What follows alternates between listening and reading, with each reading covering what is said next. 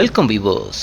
ஒரு 12ஆம் வகுப்பு படிக்கிற புள்ள மார்ச் மாதம் நடக்க போகிற பொது தேர்வுக்காக பகலாக படிச்சுக்கிட்டு இருந்தா. பெரிய ஆளாகி எங்கள் அப்பாவோட கஷ்டத்தை தீர்ப்பேன் அப்படின்னு அந்த புள்ள கண்ட கனவு ஏராளம். ஆனால் போன மார்ச் 10ஆம் தேதி மாலை 6 மணி ஒரு இயற்கையான உபாதைக்காக அந்த பிள்ளை காட்டு பக்கம் போயிருக்கா. ஆனால் போன பிள்ளை திரும்பி வரவே இல்லை. பெற்றவங்க ஸ்டேஷனாக ஏறி இறங்குனாங்க. ஆனால் அங்கே இருந்த போலீஸ்காரங்க என்ன பண்ணுனாங்க தெரியுமா? ஒரு உயிரை காப்பாற்ற வேண்டிய அந்த 14 மணி நேரத்தில் எல்லா பிரச்சனை பேசி அந்த பெற்றவங்களை அலக்கழித்து அனுப்புனாங்க. கடைசியில் விடிஞ்சப்போ அந்த பிள்ளை எப்படி இருந்தா? அந்த வேடநத்தம் கிராமத்தில் நிஜமாவே என்னதான் நடந்துச்சு? வாங்க விரிவாக பார்க்கலாம். இது வேர்ல்ட் ஃபேக்ட்ஸ் கப்பின் அமரன் டீ கோட்ஸ். நான் உங்கள் அமரன்.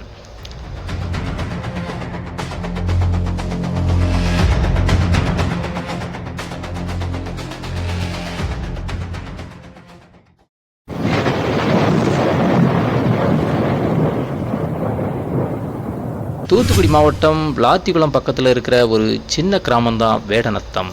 இந்த ஊர் முழுக்க விவசாயத்தை நம்பி இருக்கிற சாதாரண மக்கள் தான் வாழ்ந்துக்கிட்டு வர்றாங்க. அங்கே சுப்புராஜ்னு ஒரு விவசாயி இருந்தார். அவருக்கு 2 பொண்ணுங்க. அதில் இளைய பொண்ணு நம்ம குறுக்கு சாலையில் இருக்கிற அரசு மேல்நிலைப் பள்ளியில் 12ஆவது வகுப்பு படிச்சுக்கிட்டு இருந்தாங்க. அந்த பிள்ளைக்கு படிப்பு மேலே அவ்வளவு ஆசை.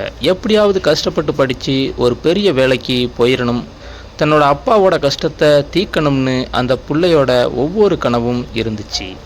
மார்ச் மாதம் பொது தேர்வு வரப்போகிறது அப்படிங்கிறதுனால அந்த பிள்ளை பகலாக புத்தகமே கத்தின்னு நினச்சி படிச்சுக்கிட்டு இருந்தா. ஆனால் விதி அவள் வாழ்க்கையில் வேற ஒரு விளையாட்டை விளையாட காத்துக்கிட்டு இருந்துச்சு.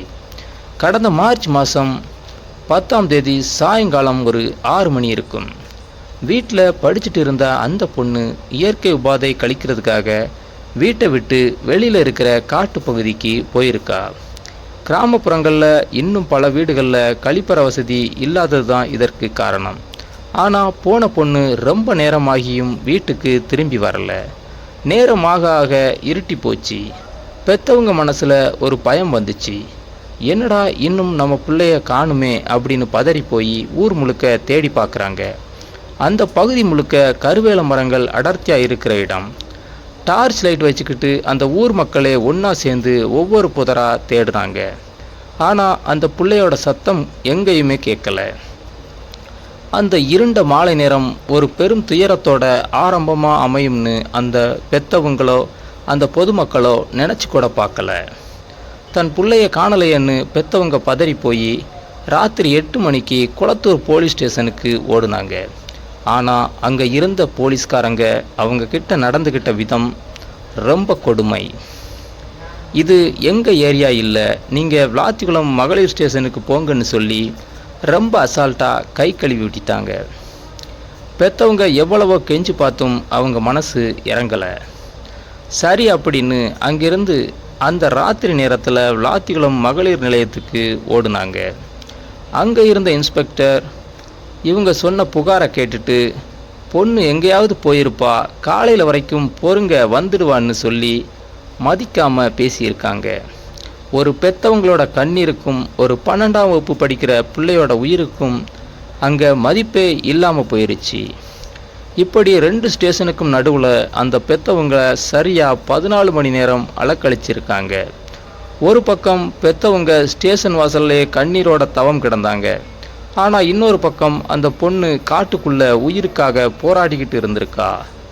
ஒருவேளை போலீஸ்காரங்க அன்னைக்கு நைட்டே அந்த புதற்காட்டுக்குள்ளே இறங்கி தேடி இருந்தா அந்த பிஞ்சு உயிர் இன்னைக்கு நம்ம கூட இருந்திருக்கும். ஆனால் அதிகாரிகளோட அந்த அலட்சியமும் அந்த திமிரும் இன்னைக்கு ஒரு கொடூரமான முடிவுக்கு காரணமாக அமைஞ்சிருச்சு. விடிய விடிய அந்த பெற்றவங்க பட்ட அவஸ்தையை சொல்ல வார்த்தைகளே இல்லை. மறுநாள் மார்ச் 11ஆம் தேதி அதிகாலை 6 மணி. விடிஞ்சும் விடியாத அந்த நேரத்தில் ஊர் மக்கள் எல்லாம் ஒன்றா சேர்ந்து அந்த புதற்காட்டுக்குள்ளே மறுபடியும் தேடிக்கிட்டு இருந்தாங்க. அப்போ தான் அந்த கொடூரமான விஷயம் கண்ணில் பட்டுச்சு.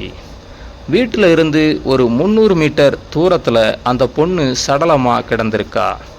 அவன் முகத்தில் கல்லால் அடித்த கோரமான காயங்கள்.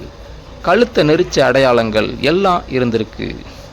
தேர்வு எழுத வேண்டிய அந்த பொண்ணு இரத்த கரையோட பிணமாக கிடந்ததை பார்த்த அந்த பெத்தவங்களோட கதறல் சத்தம் அந்த வேடநத்தம் கிராமத்தையே உலுக்கிடுச்சு. இந்த விஷயம் காட்டு தீ போல பரவிச்சு. ஒட்டுமொத்த ஊர் மக்களும் திரண்டு வந்துட்டாங்க.